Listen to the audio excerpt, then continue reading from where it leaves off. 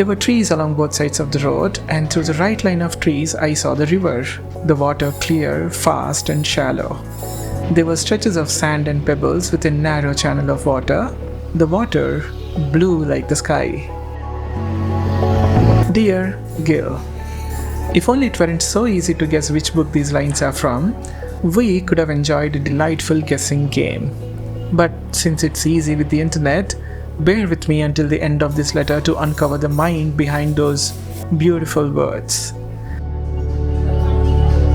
Lately, I have had a desire to deep dive into the works of a single author of interest. It's one of those random yet compelling thoughts I couldn't ignore.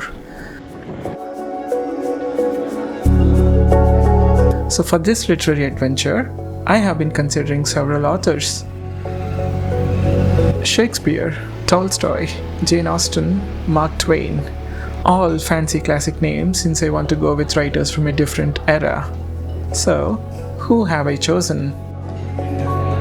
A few days ago, I had an overwhelming urge to watch a movie at home.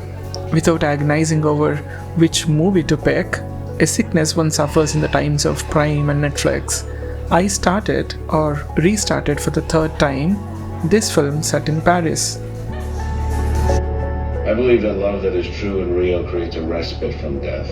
All cowardice comes from not loving or not loving well, which is the same thing. There is a strange charm to a poor memory.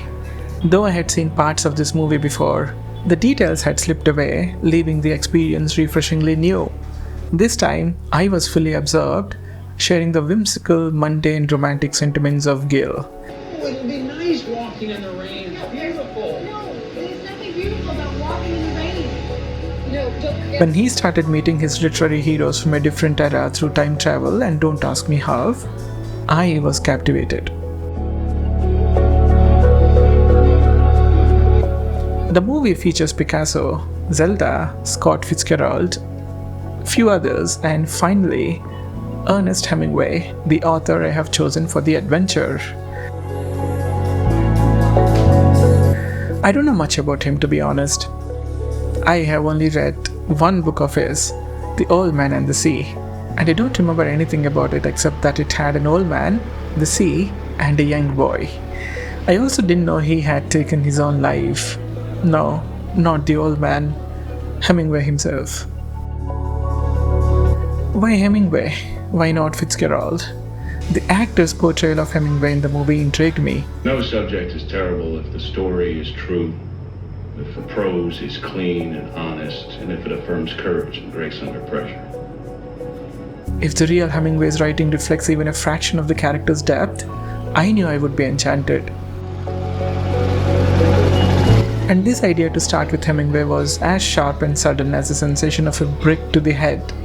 I thought of reading The Old Man and the Sea again, but my copy was shipped to a friend some weeks ago. Thankfully, we live in a time where books can be delivered overnight. The next day, A Farewell to Arms arrived, and I'm already halfway through it. Imagine spending your days reading such books, watching artistic movies, and writing about them. Perfect, isn't it? What more could one ask for?